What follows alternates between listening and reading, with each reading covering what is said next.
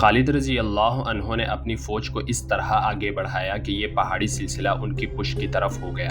April 633 عیسوی کے پہلے ہفتے کا ایک دن تھا جب مسلمان پہلی بار آتش پرس ایرانیوں کے مقابلے آئے۔ اگر خالد رضی اللہ عنہ بن ولید مارا جائے تو یہ مارکا بغیر لڑے ختم ہو سکتا ہے۔ ہرمز کے ایک سالار نے اسے کہا، مسلمان جو اتنی دور سے آئے ہیں اپنے سالار کی موت کے بعد ہمارے مقابلے میں نہیں ٹھہر سکیں گے۔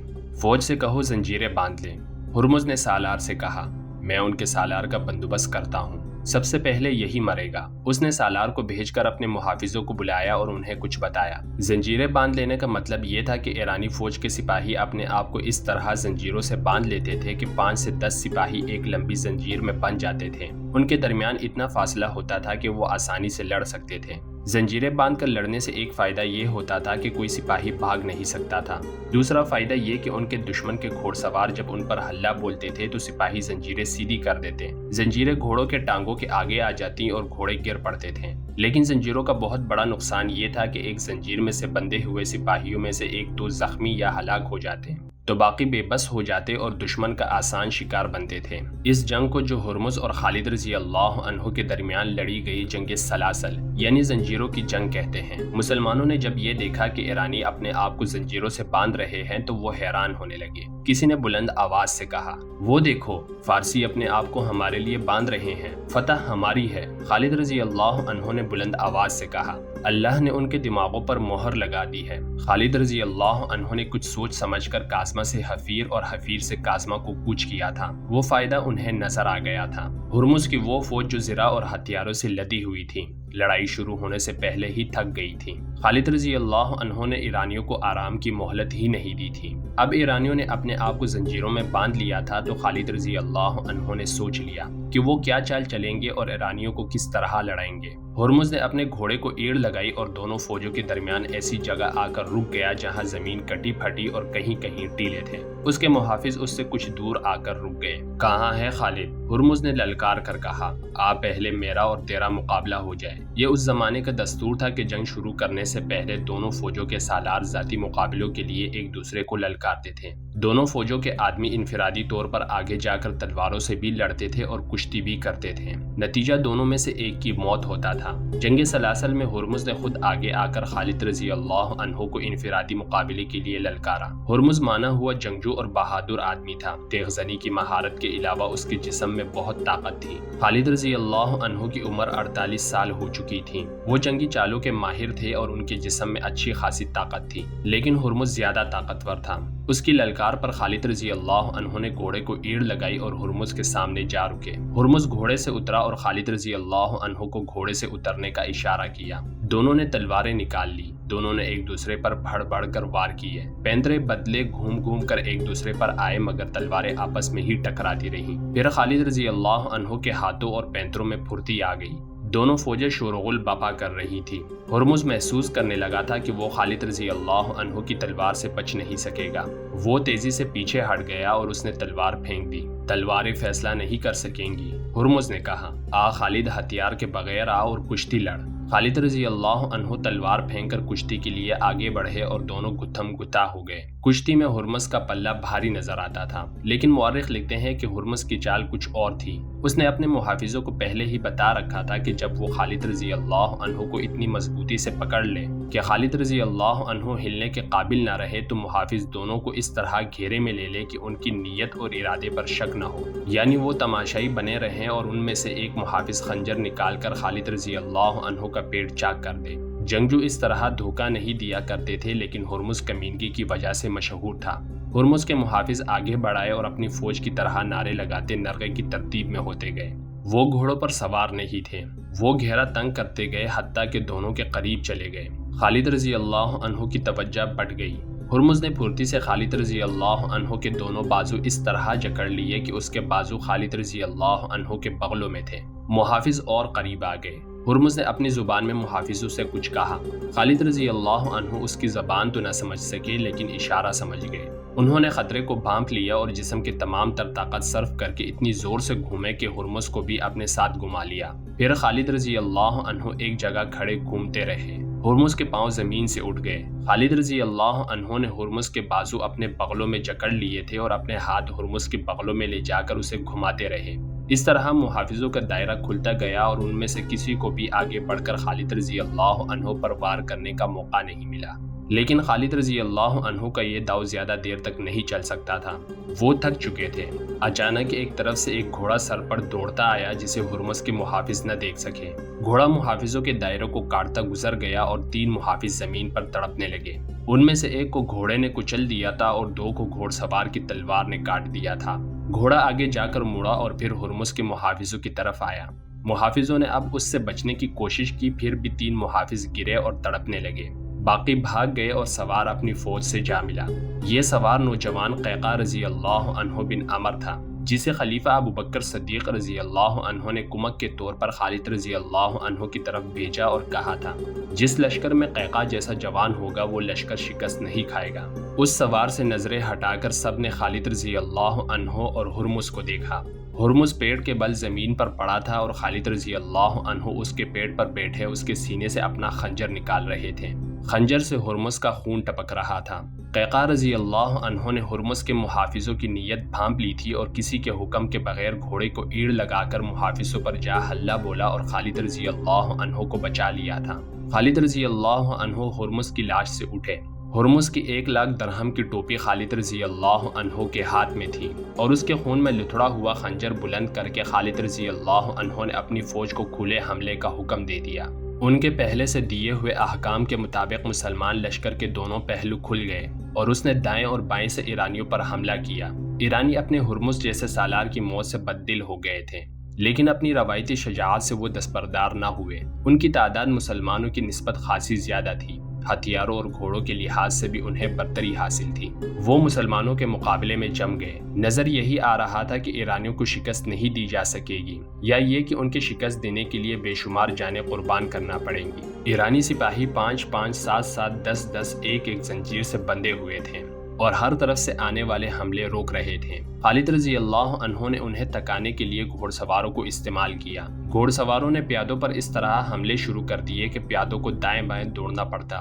اپنے پیادوں کو بھی خالد رضی اللہ عنہ نے اسی طرح استعمال کیا۔ ایرانی پیادوں کو بھاگنا دوڑنا پڑا۔ ان کے مقابلے میں مسلمان تیزی سے حرکت کر سکتے تھے۔ آخر ایرانیوں میں تھکن اور سستی کے آثار نظر آنے لگے۔ انہوں نے اپنی روایت کے مطابق جو زنجیریں باندھ رکھی تھی وہ ان کے پاؤں کی بیڑیاں بن گئی۔ ہتھیاروں کی برتری وبال جان بن گئی۔ ایرانیوں کی تنظیم اور ترتیب بکھرنے لگی۔ ان کے قلب کی کمان تو پہلے ہی ہرمز کے مرتے ہی ختم ہو گئی تھی۔ ان کے پہلوؤں کے سالاروں قباس اور انوشجان نے شکست یقینی دیکھی تو پسپائی کا حکم دے دیا۔ پسپا وہی ہو سکے جو زنجیروں میں بندے نہیں تھے۔ ان میں زیادہ گھوڑ سوار تھے۔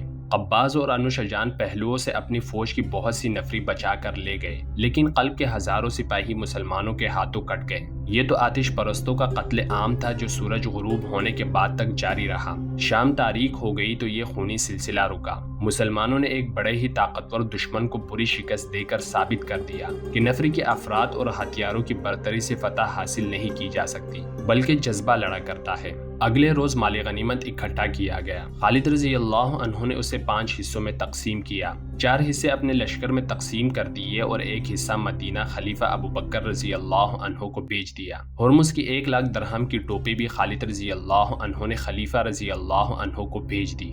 خلیفہ رضی اللہ عنہ نے یہ ٹوپی خالد رضی اللہ عنہ کو واپس بھیج دی، کیونکہ ذاتی مقابلوں میں مارے جانے والے کا مالی غنیمت جیتنے والے کا حق ہوتا ہے۔ یہ ٹوپی خالد رضی اللہ عنہ کی ملکیت تھی۔ یہ دیکھو، باہر آؤ، دیکھو یہ کیا ہے۔ مدینہ کی گلیوں میں کئی آوازیں بلند ہوئی۔ لوگ دوڑتے گھروں سے باہر آنے لگے۔ جانور ہے؟ نہیں، خدا کی قسم ہم نے ایسا جانور کبھی نہیں دیکھا۔ یہ جانور نہیں، خدا کی عجیب مخلوق ہے۔ عورتیں اور بچے بھی باہر نکل آئے۔ سب کے چہروں پر حیرت تھی۔ بچے ڈر کر پیچھے ہٹ گئے۔ جنہوں نے خدا کی اس عجیب مخلوق کو پکڑ رکھا تھا وہ ہنس رہے تھے، اور وہ آدمی بھی ہنس رہا تھا جو اس عجیب مخلوق کی گردن پر بیٹھا تھا۔ یہ کیا ہے؟ لوگ پوچھ رہے تھے۔ اسے کیا کہتے ہیں؟ اسے ہاتھی کہتے ہیں۔ ہاتھی کے ساتھ ساتھ چلنے والے ایک آدمی نے بلند آواز سے کہا، یہ جنگی جانور ہے، یہ ہم نے فارس والوں سے چھینا ہے۔ جنگ سلاسل میں جب ایرانی زرتش بھاگے تو یہ ہاتھی مسلمانوں کے ہاتھ آیا تھا۔ تقریباً تمام مورخین نے یہ واقعہ لکھا ہے کہ خالد رضی اللہ عنہ نے مال غنیمت کا جو 5واں حصہ خلیفۃ المسلمین ابوبکر رضی اللہ عنہ کو بھیجا تھا اس میں ایک ہاتھی بھی تھا۔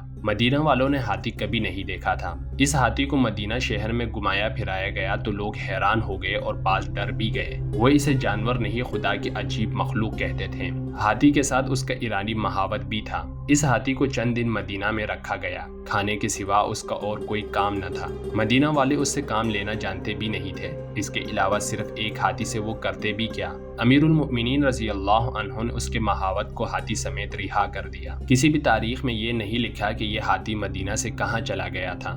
دجلہ اور فرات آج بھی بہہ رہے ہیں، 1352 سال پہلے بھی بہہ رہے تھے، مگر اس روانی میں اور آج کی روانی میں بہت فرق ہے۔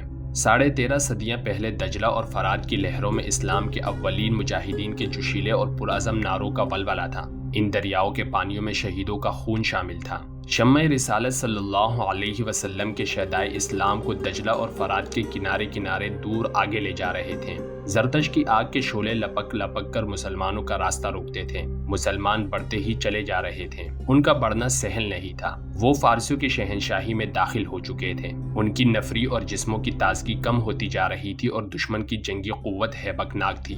کبھی یوں لگتا تھا جیسے آتش پرست فارسیوں کی جنگی طاقت مسلمانوں کے قلیل لشکر کو اپنے پیٹ میں کھینچ رہی ہے۔ اپریل 633 عیسوی کا تیسرا اور صفر 12 ہجری کا پہلا ہفتہ تھا۔ خالد رضی اللہ عنہ کازما کے مقام پر آتش پرست ایرانیوں کو شکست دے کر آگے ایک مقام پر پہنچ گئے تھے۔ انہوں نے 2 ہی ہفتے پہلے ایرانیوں کو شکست دی تھی۔ یہ پہلا موقع تھا کہ مسلمانوں نے اتنی بڑی شہنشاہی سے ٹکر لی تھی جس کی جنگی قوت سے زمین کانپتی تھی۔ امیر المؤمنین ابو بکر رضی اللہ عنہ نے کہا تھا کہ ابھی ہم اتنی بڑی طاقت سے ٹکر لینے کے قابل نہیں ہیں، لیکن انہوں نے یہ بھی محسوس کر لیا تھا کہ ٹکر لینا ناگزیر ہو گیا ہے، ورنہ زرتش مدینہ پر چڑھ دوڑیں گے، کیونکہ ان کے عزائم ایسے ہی تھے کہ وہ مسلمانوں سے نفرت کرنے والے لوگ تھے اور اپنی بادشاہی میں مسلمانوں پر بہت ظلم کرتے تھے۔ امیر المؤمنین رضی اللہ عنہ نے خالد رضی اللہ عنہ کو یمامہ سے بلا کر زرتشتوں کے خلاف بھیجا تھا۔ خالد رضی اللہ عنہ کو رسول کریم صلی اللہ علیہ وسلم نے سیف اللہ کا خطاب عطا فرمایا تھا۔ اب خلیفہ اول ابو بکر رضی اللہ عنہ نے بھی کہا تھا، اللہ کی تلوار کے بغیر ہم فارس کی بادشاہی سے ٹکر نہیں لے سکتے۔ خالد رضی اللہ عنہ نے یہ ثابت کر دیا تھا کہ وہ اللہ کی تلوار ہیں۔ فارس کی شہنشاہی کی گدی مدائن میں تھی۔ فارس کا شہنشاہ اردشیر مدائن میں شہنشاہوں کی تخت پر بیٹھا تھا۔ اس کی گردن ان شہنشاہوں کی طرح اکڑی ہوئی تھی جو اپنے آپ کو ناقابل تسخیر سمجھتے تھے۔ اس کے تخت کے دائیں اور بائیں ایران کا حسن مچل رہا تھا۔ وہ تخت سے اٹھنے ہی لگا تھا کہ اسے اطلاع دی گئی کہ ابلا کے محاذ سے قاصد آیا ہے، فوراً بلاؤ۔ اردشیر نے شاہانہ رعونت سے کہا، اس کے سوا وہ اور کیا خبر لایا ہوگا کہ ہرمز نے مسلمانوں کو کچل ڈالا ہے؟ کیا حیثیت ہے عرب کے ان بدوؤں کی جنہوں نے کھجور اور جو کے سوا کھانے کی کبھی کوئی چیز نہیں دیکھی؟ قاصد دربار میں داخل ہوا تو اس کا چہرہ اور اس کی چال بتا رہی تھی کہ وہ اچھی خبر نہیں لایا۔ اس نے ایک بازو سیدھا اوپر کیا اور جھک گیا۔ سیدھے ہو جاؤ، اردشیر نے فاتحانہ لہجے میں کہا، ہم اچھی خبر سننے کے لیے انتظار نہیں کر سکتے۔ کیا مسلمانوں کی عورتوں کو بھی پکڑا گیا ہے؟ بولو، تم کیوں خاموش ہو؟ زرتش کی ہزار رحمت تخت فارس پر۔ قاصد نے دربار کے آداب کے عین مطابق کہا، شہنشاہ اردشیر کی شہنشاہی، خبر کیا لائے ہو؟ اردشیر نے گرج کر پوچھا، عالی مقام، ہرمز نے کمک مانگی ہے۔ قاصد نے کہا، ہرمز نے؟ اردشیر چونک کر آگے کو جھکا اور اس نے حیران ہو کر پوچھا، کمک مانگی ہے؟ کیا وہ مسلمانوں کے خلاف لڑ رہا ہے؟ کیا وہ پسپا ہو رہا ہے؟ ہم نے سنا تھا کہ مسلمان لوٹیروں کے ایک گروہ کے مانند ہے۔ کیا ہو گیا ہے ہرمز کو؟ کیا اس نے سپاہ کو زنجیروں سے نہیں باندھا تھا؟ بولو۔ دربار پر سناٹا طاری ہو گیا، جیسے وہاں کوئی بھی نہ ہو اور در و دیوار چپ چاپ ہوں۔ شہنشاہی فارس کی شہنشاہی افق تک پہنچے۔ قاصد نے کہا، زنجیریں باندھی تھی مگر مسلمانوں نے ایسی چالیں چلی کہ یہی زنجیریں ہماری سپاہ کے پاؤں کی بیڑیاں بن گئی۔ مدینہ والوں کی تعداد کتنی ہے؟ بہت تھوڑی شہنشاہ فارس، قاصد نے جواب دیا۔ ہمارے مقابلے میں ان کی تعداد کچھ بھی نہیں تھی، لیکن دور ہو جاؤ میری نظروں سے۔ شہنشاہ اردشیر گرجا اور ذرا سوچ کر بولا، قارن کو بلاؤ۔ قارن بن قریانوس ایرانی فوج کا بڑا ہی قابل اور دلیر سپہ سالار تھا۔ وہ بھی ہرمز کی طرح لاکھ درہم کا آدمی تھا اور ہرمز کی ٹوپی کی طرح ٹوپی پہنتا تھا۔ اطلاع ملتے ہی دوڑا آیا۔ قارن، اردشیر نے کہا، کیا تم اس خبر کو سچ مان سکتے ہو کہ ہرمز نے مسلمانوں کے خلاف لڑتے ہوئے کمک مانگی ہے؟ اردشیر نے درباریوں پر نگاہ دوڑائی تو تمام درباری اٹھ کھڑے ہوئے، سب تعظیم کو جھکے اور باہر نکل گئے۔ اردشیر قارن کے ساتھ تنہائی میں بات کرنا چاہتا تھا۔ کیا یہ قاصد مسلمانوں کا آدمی تو نہیں جو ہمیں دھوکہ دینے آیا ہو؟ مسلمان اتنی جرأت نہیں کر سکتے۔